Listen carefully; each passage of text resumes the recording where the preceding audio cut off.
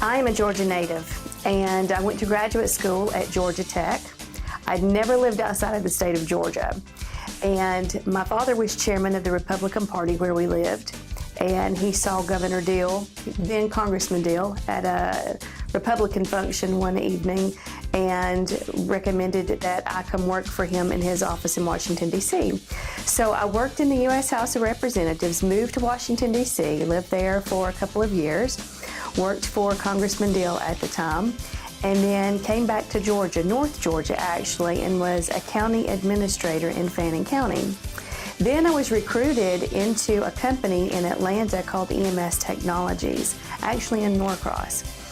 And I met my husband there, and we married, and we bought our home in Johns Creek before it was ever Johns Creek. And so we have watched the city go from nothing to something, and something spectacular over 10 years. My husband and I were having dinner one night, and we were volunteering to work on Nathan Deal's campaign for governor. And we had the newspaper laying on the dinner table. And we saw that there was an opening on the city council in Johns Creek. And I mentioned to Tom, I said, we need to figure out who we're going to support in the election for Johns Creek for this open seat. And he said, well, I think we need to support you. And I told him, I said, I do not want to run for the Johns Creek City Council. That is not in my plan, my short-term or my long-term plan. I didn't want to do it. My husband was the one that encouraged me and motivated me and pushed me into doing it. Nobody knew my name. Nobody knew anything about me. I didn't know anybody on the city council or in the city of Johns Creek. But I decided, after Tom and I discussed it a little bit more, that I would, in fact, decide to run for the city council. There were 5 candidates in my race, and we worked really hard. The residents of Johns Creek, I think, really liked our message, and lo and behold, I won the seat, and so was able to serve in 2 terms, and was blessed enough to be able to also serve as Mayor Pro Tem. I am really proud of 2 or 3 things that we did while I was on the City Council. The first thing is, I don't think that you can ever put politics above public safety. And that's what has happened. That's what did happen with one council.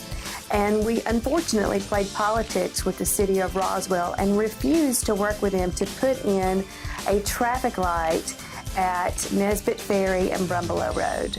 And it was a huge public safety issue. We watched videos about it, and I continually pushed the city council, and we didn't get anywhere with it. And in fact, I made it a campaign issue for my 2nd term. And it helped overturn the council. We elected a new council, and the first issue that we took up was voting to put in a traffic light at Nesbitt Ferry and Brumbelow Roads. I'm very, very proud of that. I have a great sense now that the people who live on those roads are very safe in getting out and coming in to their homes at night. The second thing that has had a huge impact in our city, I believe, is the massage parlors. When you have 100 residents show up at a city council meeting and join forces and say, we have a problem, if you are elected, you have to listen to them. That's what you were elected to do. And so I took that on as one of my key issues. And as a result of that, we were able to put in a massage parlor ordinance that now other cities are using as a model, because it is a rampant problem throughout the state of Georgia. I don't know about other states, but here we at least have a legal way that we can address it, and I'm really, really proud of that and the results that we're achieving through that ordinance. The reason that the massage parlors were such an issue is because it is a cover for human trafficking, and we only end up dealing with punishing the person who is being violated and not the people who are perpetrating the act. And so that helped us deal with human trafficking. It helped us deal with the violators. And because of that, some of these massage parlors are shutting down because they are not, in fact, a legitimate business. If you can offer a gentleman one service and a lady a different service, it is not a legitimate business. And so we were able to separate the wheat from the chaff and run the trash out of Johns Creek. I think Johns Creek has an exceptional staff at the city.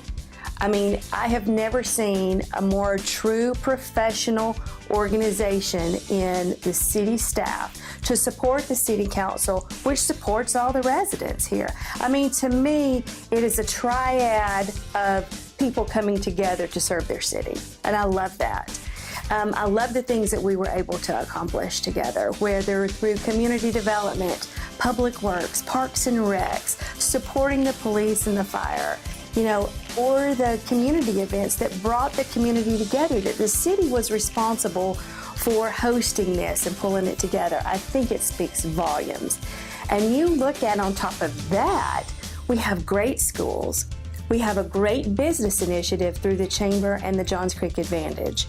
We have a great neighborhood network through the Johns Creek Association.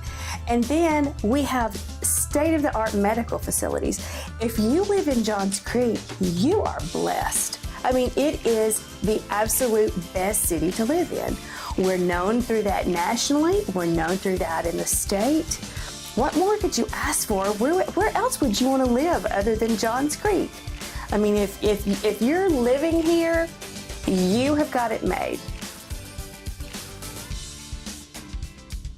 What I hope for Johns Creek in the next 10 years is that we have had growing pains for the first, I would say, 5 to 6 to 7 years. And now that we've got our feet under us and we are established, I am hoping for us to continue with our excellence, because we are the exception to every other city.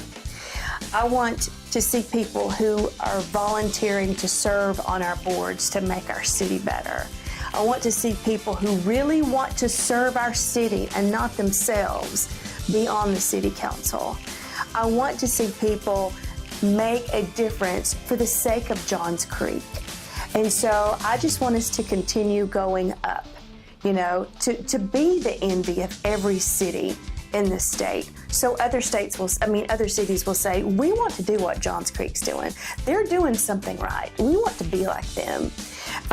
You set the standard, If you're following, the view is never, if you're following somebody, the view is always the same. You take the lead and you set the standard and you be the example for others to follow. That's what I hope for Johns Creek. Happy anniversary, Johns Creek.